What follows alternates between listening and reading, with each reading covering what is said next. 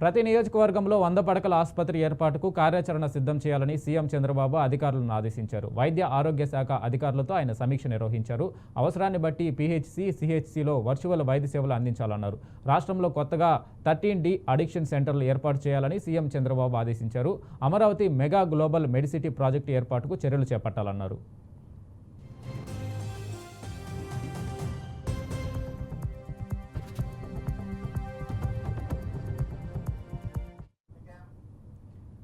చంద్రబాబు అధికారంలోకి వచ్చినప్పుడల్లా ఏపీ ప్రజలకు అన్యాయమే జరుగుతుందని మాజీ మంత్రి అంబటి రాంబాబు ఆరోపించారు. పార్టీ 1.15కు మాత్రమే నిధులిస్తామని, అంతకు మించి నిధులు ఇవ్వమని కేంద్రం చెప్పింది. ఈ ఒప్పందాన్ని చంద్రబాబు అంగీకరించి మరొక ద్రోహానికి పాల్పడ్డారని మండిపడ్డారు. నిజానికి సీఎం చంద్రబాబుకు పోలవరంపై ఆసక్తి లేదని అంబటి ఆరోపించారు.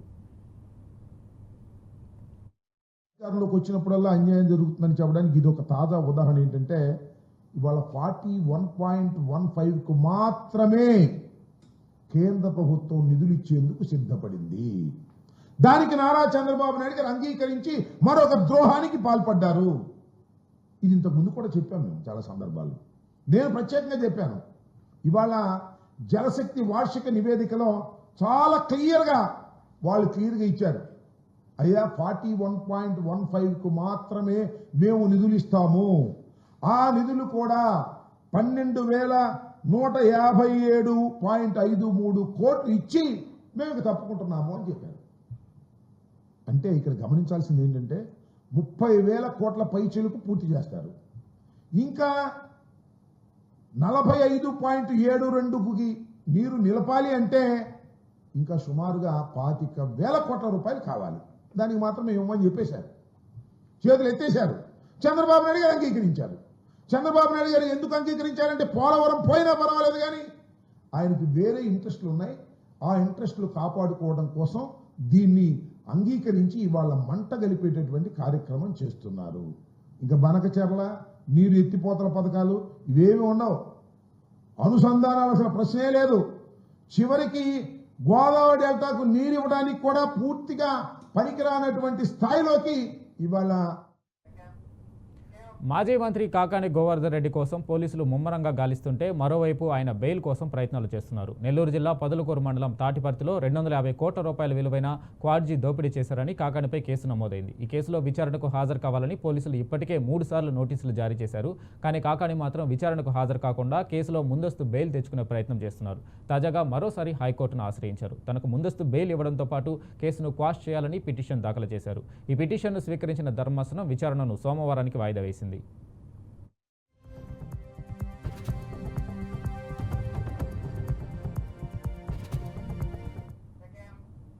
వైసీపీ నేత బోరుగడ్డ అనిల్ కుమార్ కేసు విచారణ ఈ నెల 10కి వాయిదా పడింది. అనంతపురం 3 టౌన్ పోలీస్ స్టేషన్లో నమోదైన కేసులో ఆయన్ను మొబైల్ కోర్టులో ప్రవేశపెట్టారు. ఇరు వర్గాల వాదనలు విన్న కోర్టు విచారణను వాయిదా వేసింది. దీంతో అనిల్ను పోలీసులు రాజమండ్రి సెంట్రల్ జైలుకు తరలించారు. ఈ కేసులో తల్లికి అనారోగ్యం కారణంగా ఆయనకు కోర్టు మధ్యంతర బెయిల్ మంజూరు చేసింది. బెయిల్ గడువు ముగిసినా కూడా కోర్టుకు హాజరు కాలేదు. నకిలీ పత్రాలు సమర్పించి బెయిల్ గడువు పొడిగించుకోవాలని ప్లాన్ చేశారు. కానీ మెడికల్ సర్టిఫికేట్ నకిలీదని తేలడంతో కోర్టు సీరియస్ అయింది. ఈ మేరకు ఆయన రాజమండ్రి సెంట్రల్ జైలులో లొంగిపోయారు. ఆ తర్వాత రిమాండ్ గడువు పొడిగించడంతో అనిల్ కుమార్ ప్రస్తుతం జైలులో ఉన్నారు.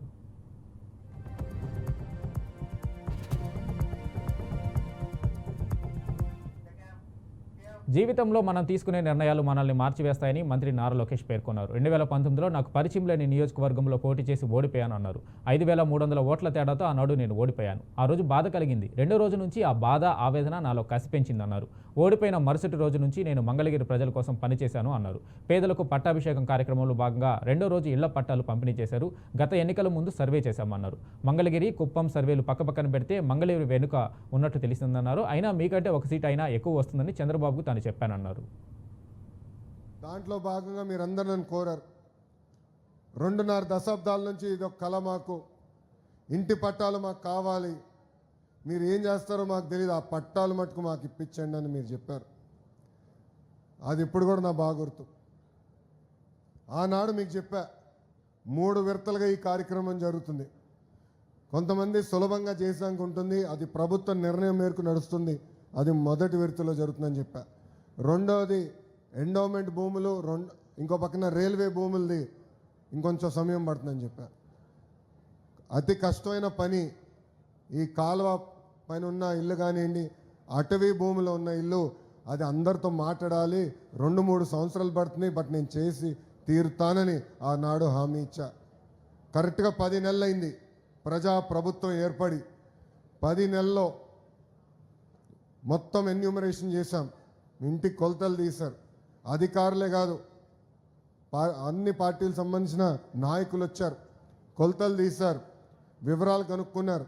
ఆ వివరాలు తెలుసుకున్న తర్వాత నేనే స్వయంగా రెవెన్యూ మంత్రి అనగాని సత్యప్రసాద్ గారితో, గౌరవ ముఖ్యమంత్రి గారితో అనేక సార్లు మాట్లాడి ఏకంగా అది క్యాబినెట్కి తీసుకెళ్ళి క్యాబినెట్లో ఆమోదం తెలిపిన తర్వాతనే ఈ కార్యక్రమం మన ముందలు తీసుకెళ్లే పరిస్థితి. మీరందరూ ఒక్కసారి గుండెపైన చేయబెట్టి ఆలోచించారు. గత 2.5 దశాబ్దాలుగా మీకున్న కళ ఇది. అనేక మంది నాయకులు మీరు కలిశారు. జిరాక్స్ ప్రింటింగ్లకే విపరీతంగా ఖర్చు అయిపోయింది, కాగితాలు ఇచ్చేదానికి ఖర్చు అయింది. అలాంటిది వేదికమైన నాయకులందరం మేము కష్టపడి, మీ దగ్గర ఒక బాటిల్ నీళ్ళు కూడా మేము తాగలేదు, మీకోసం కష్టపడి అవినీతి లేకుండా ఈరోజు మీకు ఇల్లు పట్టాలు మేము ఇస్తున్నాం. దాంట్లో భాగంగా మీరందరూ నన్ను కోరారు. 2.5 దశాబ్దాల నుంచి ఇదొక కళ, మాకు ఇంటి పట్టాలు మాకు కావాలి, మీరు ఏం చేస్తారో మాకు తెలియదు, ఆ పట్టాలు మటుకు మాకు ఇప్పించండి అని మీరు చెప్పారు. అది ఇప్పుడు కూడా నా బాగా గుర్తు. ఆనాడు మీకు చెప్పా, 3 విడతలుగా ఈ కార్యక్రమం జరుగుతుంది. కొంతమంది సులభంగా చేసానికి ఉంటుంది, అది ప్రభుత్వ నిర్ణయం మేరకు నడుస్తుంది, అది మొదటి విడతలో జరుగుతుందని చెప్పా. రెండవది, జలజీవన్ మిషన్ పథక నిధులను కూడా జగన్ దారి మళ్లించారని మంత్రి నిమ్మల రామానాయుడు ఆరోపించారు. కేంద్రానికి రాష్ట్ర వాటాగా కట్టాల్సిన సొమ్మును ఎగ్గొట్టారంటూ మండిపడ్డారు. పశ్చిమ గోదావరి జిల్లా పర్యటనలో భాగంగా ఆయన ఈ వ్యాఖ్యలు చేశారు. ఒక గుమస్తా కొడుకు ఒక కలెక్టర్ కావాలన్నా, ఒక పాలు పోసేటువంటి ఆమె ఇంటింటికి వెళ్ళి పాలు పోసేటువంటి ఆమె కూతురు ఒక మంచి సాఫ్ట్వేర్ ఇంజనీర్ కావాలన్నా, అది కేవలం ఎడ్యుకేషన్, విద్య ద్వారా మాత్రమే సాధ్యమవుతుంది. అంటే అటువంటి మార్పును తీసుకొచ్చే విద్యను ప్రోత్సహించాలనేటువంటి ఆలోచనతో మరి వేళ స్కూల్స్ ని అత్యంత ఆధునికమైనటువంటి సౌకర్యాలతో ఆ స్కూల్స్ నిర్మాణం చేయడం, దాని ఇన్ఫ్రాస్ట్రక్చర్ ఏర్పాటు చేయడం, ఆ పిల్లలకు కావలసినటువంటి స్టడీ మెటీరియల్ ఇవన్నీ కూడా ఏర్పాటు చేయడం, వాళ్ళకు కావలసినటువంటి స్కాలర్షిప్స్ ఇవ్వడం. ఎందుకంటే ఇవాళ ఒక గుమస్తా కొడుకు ఒక కలెక్టర్ కావాలన్నా, ఒక పాలు పోసేటువంటి ఆమె ఇంటింటికి వెళ్ళి పాలు పోసేటువంటి ఆమె కూతురు ఒక మంచి సాఫ్ట్వేర్ ఇంజనీర్ కావాలన్నా, అది కేవలం ఎడ్యుకేషన్, విద్య ద్వారా మాత్రమే సాధ్యమవుతుంది. అంటే అటువంటి మార్పును తీసుకొచ్చే విద్యను ప్రోత్సహించాలనేటువంటి ఆలోచనతో మరి వేళ స్కూల్స్ ని అత్యంత ఆధునికమైనటువంటి సౌకర్యాలతో ఆ స్కూల్స్ నిర్మాణం చేయడం, దాని ఇన్ఫ్రాస్ట్రక్చర్ ఏర్పాటు చేయడం, ఆ పిల్లలకు కావలసినటువంటి స్టడీ మెటీరియల్ ఇవన్నీ.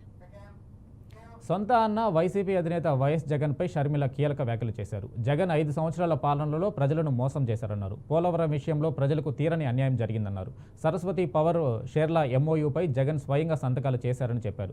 ఇప్పటి వరకు ఒక ఆస్తి కూడా తనకు జగన్ ఇవ్వలేదని తెలిపారు. తమ తల్లి విజయమ్మకు సరస్వతి పవర్ షేర్లను జగన్ గిఫ్ట్ డీడ్ కింద ఇచ్చారని, ఇచ్చిన షేర్లు మళ్లీ తనకే కావాలని పట్టుబడుతున్నారని మండిపడ్డారు. కన్న తల్లిపై కేసు వేసిన కొడుకుగా, మేనల్లుడు మేనకోడలు ఆస్తులు కాజేసిన మేనమామగా జగన్ చరిత్రలో నిలిచిపోతారని అన్నారు. జగన్కు విశ్వసనీయత ఉందో లేదో వైసీపీ వాళ్ళు ఆలోచించాలని సూచించారు. స్వయంగా ఎంఓయూలో సంతకం పెట్టారు.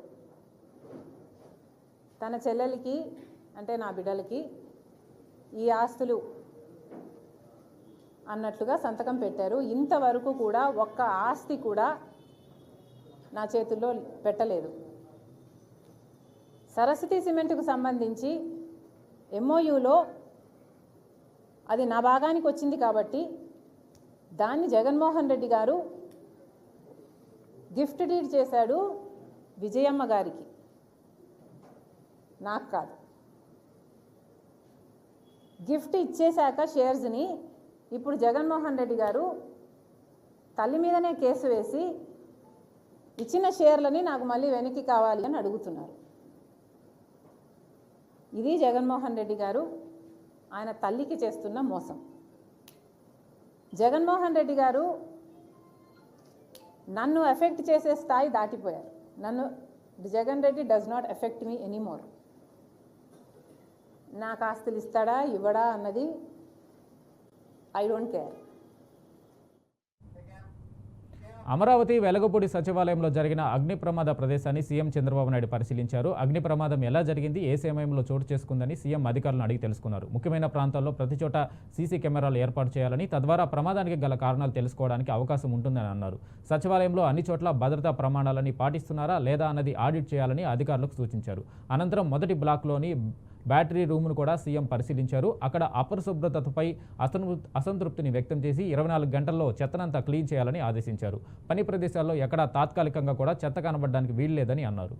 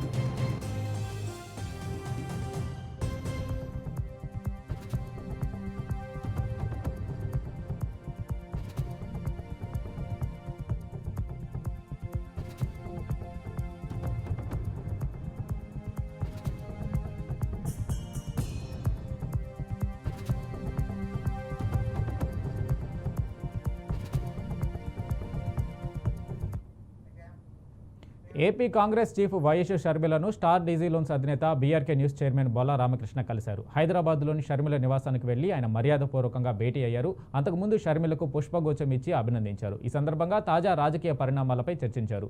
ఛానల్ ప్రసారాల గురించి వైఎస్ షర్మిల అడిగి తెలుసుకున్నారు.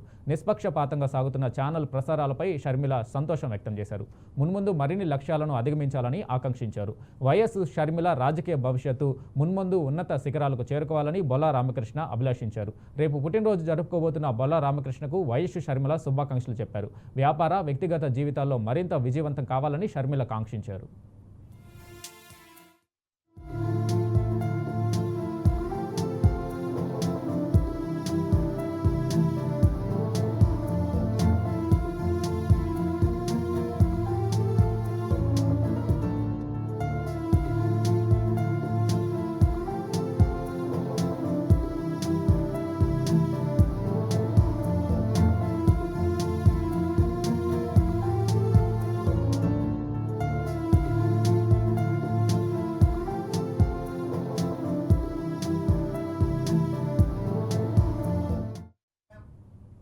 హైదరాబాద్ ఉమ్మడి రంగారెడ్డి జిల్లాల నేతలతో మాజీ సీఎం బీఆర్ఎస్ అధినేత కేసీఆర్ సమావేశమయ్యారు. ఎర్రవల్లిలోని తన నివాసంలో భేటీ అయిన గులాబీబాస్ రాష్ట్రంలోని తాజా రాజకీయ పరిస్థితులు, పార్టీ రజతోత్సవ కార్యక్రమాలపై చర్చించారు. వరంగల్లో ఏర్పాటు చేయబోయే మహాసభకు సంబంధించి బీఆర్ఎస్ ఎమ్మెల్యేలు, కార్యకర్తలకు కేసీఆర్ దిశానిర్దేశం చేశారు. ప్రభుత్వ వైఫల్యాలని ఎప్పటికప్పుడు ఎండగడుతూ ప్రజలకు అండగా ఉండాలని బీఆర్ఎస్ నేతలకు అధినేత కేసీఆర్ దిశానిర్దేశం చేశారు.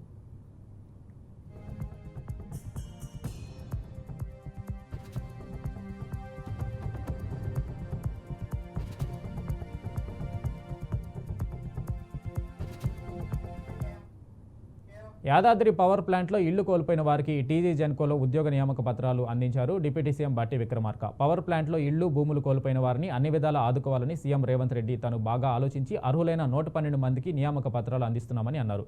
అదేవిధంగా ఆర్థిక శాఖలో వర్క్స్ అండ్ అకౌంట్స్లో 51 మందికి ఉద్యోగ నియామక పత్రాలు అందిస్తున్నామని తెలిపారు. అధికారంలోకి వచ్చిన ఒక్క ఏడాదిలోనే 59,000 నియామక పత్రాలు అందించామని తెలియజేశారు. ప్రభుత్వం ఈ రాష్ట్రంలో ఉన్నటువంటి నిరుద్యోగ యువకుల కోసం ఆనాడు దశాబ్దాల పాటు ప్రత్యేక తెలంగాణ రాష్ట్రం వస్తే మా అందరికీ ఉద్యోగాలు వస్తాయి, వచ్చినటువంటి ఉద్యోగాల ద్వారా మా కుటుంబాలు ఆర్థికంగా నిలబట్టమే కాదు ఆత్మగౌరవంతో బతకటానికి ఒక ఉపాధి దొరుకుతుందని పోరాటం చేసిన నిరుద్యోగ యువకులందరికీ కూడా ఈ ప్రభుత్వం అండగా ఉంటుందని, వాళ్ళందరికీ ఉద్యోగ అవకాశాలు కల్పించే కార్యక్రమంలో ముందుంటుందని స్పష్టంగా చెప్పమని చెప్పి వారు చెప్పినటువంటి మాటను కూడా మీకు చెప్తా ఉన్నాం. ఎందుకనంటే మేము వచ్చిన దగ్గర నుంచి ఈనాటి వరకు దాదాపు 59,000 ఉద్యోగాలు రాష్ట్ర ప్రభుత్వం ద్వారా ఈ రాష్ట్రంలో ఉన్నటువంటి నిరుద్యోగ యువతీ యువకులకి ఉద్యోగ అవకాశాలు కల్పించి నియామక పత్రాలు అందించి వారందరినీ కూడా కార్యోన్ముఖులు చేసి ప్రభుత్వ సేవ చేసేటువంటి అవకాశాన్ని కూడా రాష్ట్ర ఆర్థిక స్తోమతకు మించి హామీలు ఇచ్చి ఇప్పుడు వాటి అమలు కోసం భూముల అమ్మకానికి పెట్టడం ఏంటని బీజేపీ ఎంపీ ఈటల రాజేందర్ తెలంగాణ ప్రభుత్వాన్ని నిలదీశారు. ముఖ్యమంత్రిగా రేవంత్ రెడ్డి కొత్త కావచ్చు కానీ కాంగ్రెస్ పార్టీ కొత్త కాదన్నారు. అలాంటప్పుడు అనాలోచితంగా హామీలు ఇచ్చి వాటిని నెరవేర్చేందుకు ప్రభుత్వ భూములే కాకుండా యూనివర్సిటీ భూములు అమ్మాలనుకునే పిచ్చి ప్రయత్నాలు చేయకూడదన్నారు. ప్రభుత్వ భూములు ఏ ప్రభుత్వం అమ్ముకోవాలనే ప్రతిపాదనలు పెట్టినా తాను వ్యతిరేకించానన్నారు. హామీలు ఇచ్చిన నాడు వాటిని ఎలా అమలు చేస్తారని అడిగితే కడుపు కట్టుకుని అమలు చేస్తామని చెప్పి ఇప్పుడు భూములు అమ్ముతున్నారని ధ్వజమెత్తారు. కూడా దానికి సంబంధించినటువంటి ఆర్గ్యుమెంట్ జరిగింది. వాళ్ళు ఏం ఆర్డర్ మీరు చూసిండ్రు. ఇవాళ నేను ఒకటే కోరుతున్నాం, ఈ ప్రభుత్వం రేవంత్ రెడ్డి గారు ఒకటే మాట అన్నాడు, గిన్ని హామీలు ఇస్తాను మీరు ఎట్లా అమలు చేస్తారంటే కడుపు కట్టుకొని నోరు కట్టుకొని మేము చేస్తామని చెప్పిండ్రు. సంవత్సరానికి 40-50 వేల కోట్ల రూపాయలు ఎక్కువ మేము కలెక్ట్ చేస్తామని చెప్పిండ్రు. ఇవాళ చతికిల పడ్డారు. ఇవాళ ఇప్పటికే ఎవరు చెప్పకుండానే ఎవరు అడగకుండానే ఇవాళ బడ్జెట్ మీద ప్రసంగంలో ఎవరు విమర్శించకుండానే ఈ బడ్జెట్ దొల్లతనం ఏందో, ఈ రాష్ట్ర ఆర్థిక పరిస్థితి ఏందో, అలాగే ఇలా బడ్జెట్ ప్రవేశపెట్టి 2024-25లో 70,000 కోట్ల రూపాయలు మేమే ఖర్చు పెట్టలేకపోయినామని చెప్పి అయితే పేలవంగా మాట్లాడుకున్నాడు. ఇలా 25-26 బడ్జెట్ కూడా 3,04,000 కోట్ల రూపాయలు కేటాయించినప్పటికి కూడా మళ్ళీ అదే 80,000 కోట్లు 90,000 కోట్లు ఖర్చు పెట్టలేని నిస్సాయతలో రేపు మళ్ళా రివైజ్ ఎస్టిమేట్స్ వచ్చే ఆస్కారం. హైదరాబాద్ స్థానిక సంస్థల ఎమ్మెల్సీ అభ్యర్థిగా గౌతమ్ రావును అధిష్టానం ప్రకటించడంతో కేంద్ర మంత్రి కిషన్ రెడ్డిపై బీజేపీ నేత గోషామహల్ శాసనసభ్యుడు రాజాసింగ్ ఆగ్రహం వ్యక్తం చేశారు. బీజేపీ స్థానిక సంస్థల ఎమ్మెల్సీ అభ్యర్థిగా గౌతమ్ రావును ప్రకటించడంపై ఆయన అసంతృప్తి వ్యక్తం చేశారు. మీ పార్లమెంటు నియోజకవర్గానికి పదవులు ఇస్తారా అని కిషన్ రెడ్డిని ఉద్దేశించి ప్రశ్నించారు. హైదరాబాద్లో ఇంకా బీజేపీ అభ్యర్థులు లేరా అని నిలదీశారు. పార్టీ అధిష్టానానికి సీనియర్ నాయకులు కార్యకర్తలు ఎందుకు కనిపించడం లేదని ప్రశ్నించారు. మీకు గులాంగిరి చేసేవారికి పదవులు టికెట్లు ఇవ్వడమేంటని నిలదీశారు. మిగతా నేతలను పక్కన పెడుతున్నారని ఆరోపించారు. మే 1వ తేదీతో ఎమ్మెల్సీ ప్రభాకర్ రావు పదవీకాలం ముగియనుంది. దీంతో ఈ స్థానానికి ఏప్రిల్ 23న పోలింగ్, 25న ఓట్ల లెక్కింపు నిర్వహించనున్నారు.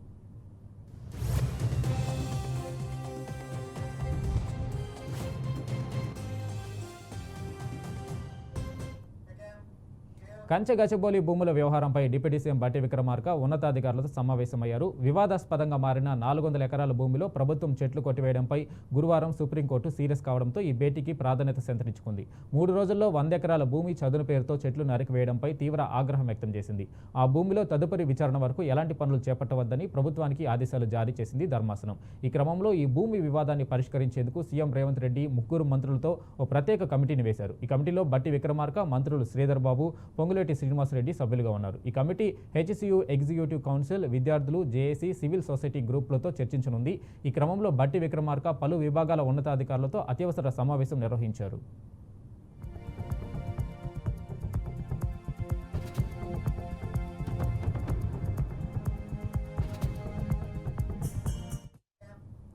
శ్రీరామనవమి వేడుకలకు ఉత్తరప్రదేశ్లోని అయోధ్య నగరం సర్వాంగ సుందరంగా ముస్తాబైంది. ఆధ్యాత్మిక శోభ ఉట్టిపడేలా భారీ సెట్టింగులు, రంగురంగుల విద్యుత్ దీపాలు, పూలతో ఆలయ ద్వారాలను అలంకరించారు.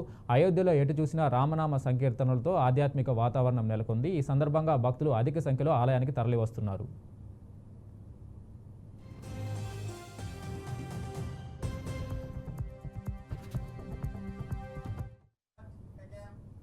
వైద్య విద్యలో ప్రవేశాల కోసం నిర్వహించే నీట్ పరీక్ష నుంచి తమిళనాడు నుంచి మినహాయించాలని గత కొన్నేళ్లుగా రాష్ట్రం డిమాండ్ చేస్తున్న సంగతి తెలిసిందే. దీనిపై కేంద్రం, డీఎంకే ప్రభుత్వం మధ్య వివాదం కొనసాగుతుంది.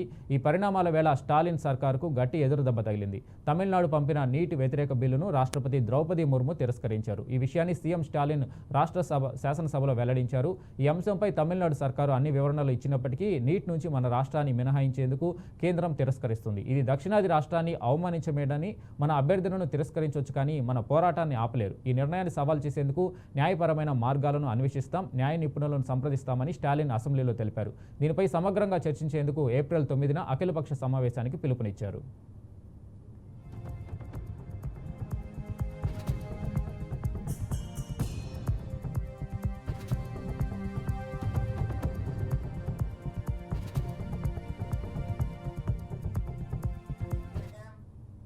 లోక్సభలో బడ్జెట్ సమావేశాలు ముగిశాయి. సభను నిరవధికంగా వాయిదా వేసినట్లు స్పీకర్ ఓం బిర్లా ప్రకటించారు. జనవరి 31 నుంచి శుక్రవారం వరకు జరిగిన సమావేశాల్లో మొత్తం 16 బిల్లులను ఆమోదించినట్లు ఆయన తెలిపారు.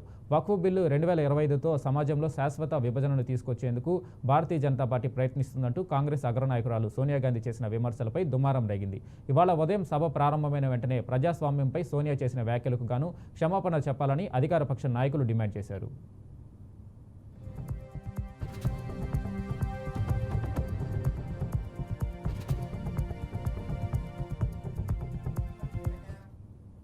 థాయిలాండ్ రాజధాని బ్యాంకాక్లో జరుగుతున్న బిమ్స్టెక్ శిఖరాగ్ర సమావేశంలో ప్రధాని మోడీ, బంగ్లాదేశ్ తాత్కాలిక అధినేత మహమ్మద్ యూనస్లు సమావేశమయ్యారు. భారత్, బంగ్లాదేశ్ మధ్య ద్వైపాక్షిక సంబంధాలపై చర్చిస్తున్నారు. సమావేశంలో భారత విదేశాంగ మంత్రి ఎస్ జయశంకర్, జాతీయ భద్రతా సలహాదారు అజిత్ దోవల్ కూడా పాల్గొన్నారు.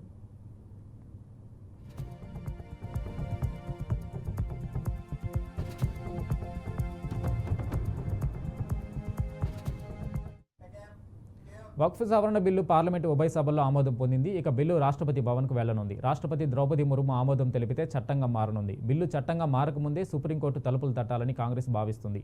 వక్ఫ్ సవరణ బిల్లును సర్వోన్నత న్యాయస్థానంలో సవాల్ చేయబోతున్నట్లు కాంగ్రెస్ సీనియర్ నాయకుడు జయరామ రమేష్ తెలిపారు. ఈ మేరకు ఆయన ఎక్స్ వేదికగా స్పందించారు.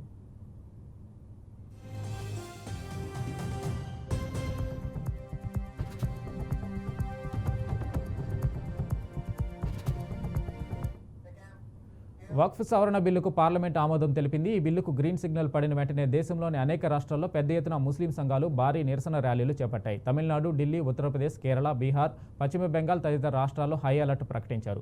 తమిళనాడు అసెంబ్లీ ఈ బిల్లుకు వ్యతిరేకంగా తీర్మానం ఆమోదించగా ఢిల్లీలో డీఎంకే ఎంపీలు ఈ రోజున ప్రజాస్వామ్యానికి బ్లాక్ డేగా అభివర్ణించారు.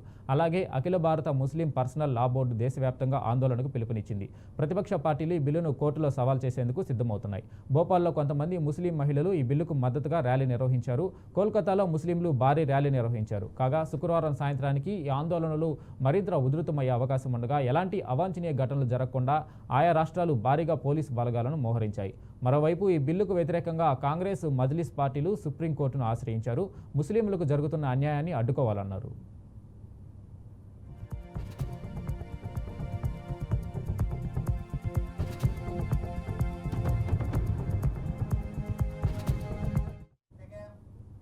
తమిళనాడు రాజకీయాల్లో సంచలన పరిణామం చోటు చేసుకుంది. తమిళనాడు బీజేపీ రాష్ట్ర అధ్యక్ష పదవికి అన్నామలై రాజీనామా చేశారు. ఈ మేరకు తన రాజీనామా లేఖను జాతీయ అధ్యక్షుడు నడ్డాకు పంపించారు. త్వరలో కొత్త అధ్యక్షుడిని ఎన్నుకోబోతున్న నేపథ్యంలో రాజీనామా చేస్తున్నట్లు అన్నామలై లేఖలో పేర్కొన్నారు. ఈ నేపథ్యంలో ఆయన కీలక వ్యాఖ్యలు చేశారు.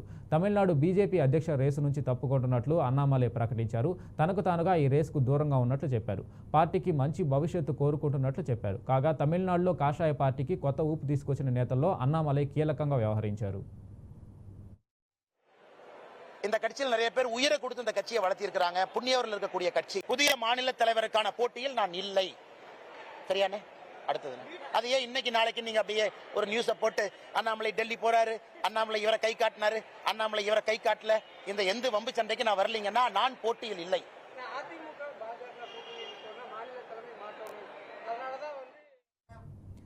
బంగ్లాదేశ్ చీఫ్ అడ్వైజర్ మహమ్మద్ యూనస్తో భారత ప్రధానమంత్రి నరేంద్ర మోడీ భేటీ అయ్యారు. షేక్ హసీనా పదవీచ్యుతురాలై ఇండియాలో ఆశ్రయం పొందినప్పటి నుంచి బంగ్లాదేశ్ తాత్కాలిక ప్రధాన సలహాదారుతో ప్రధాని మోడీ భేటీ కావడం ఇదే మొదటిసారి. బ్యాంకాక్లో బిమ్స్టెక్ సదస్సు సందర్భంగా వీరిరువురు సమావేశమయ్యారు. ఇటీవల కాలంలో బీజింగ్కు బంగ్లా చేరువవుతుండడం, బంగ్లాలో మైనారిటీలు ముఖ్యంగా హిందువులపై దాడులు పెరుగుతున్న నేపథ్యంలో ఉభయల భేటీ ప్రాధాన్యతలు సంతరించుకుంది. సుస్థిర, ప్రగతిశీల, ప్రశాంత, ప్రజాస్వామ్య బంగ్లాదేశ్కు తమ మద్దతు ఉంటుందని, ప్రజలే కేంద్రంగా ఉంటే సంబంధాలకు భారత్ ప్రాధాన్యమిస్తుందని ఈ భేటీలో మోడీ పునరుద్ఘాటించినట్లు భారత విదేశాంగ శాఖ ప్రతినిధి విక్రమ్ మిశ్రీ తెలిపారు.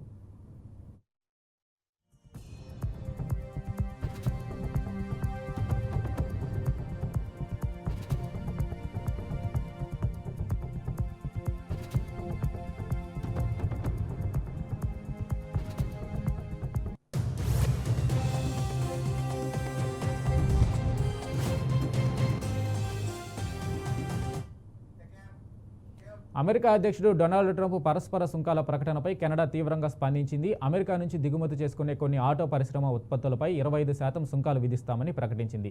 ఉత్తర అమెరికా స్వేచ్ఛా వాణిజ్య ఒప్పందం CUSMAకు అనుగుణంగా లేని అమెరికా వాహనాలపై 25% సుంకాలు విధిస్తున్నామని కెనడా ప్రధాని మార్క్ కార్నీ వెల్లడించారు. ఈ ప్రతిచర్య ఎన్ని వాహనాలపై ప్రభావం చూపుతుందనే విషయంపై స్పష్టత ఇవ్వలేదు. మరోవైపు ముందుగానే హెచ్చరించినట్లుగా ప్రపంచ దేశాలపై అమెరికా అధ్యక్షుడు డొనాల్డ్ ట్రంప్ సుంకాల మోత మోగించారు.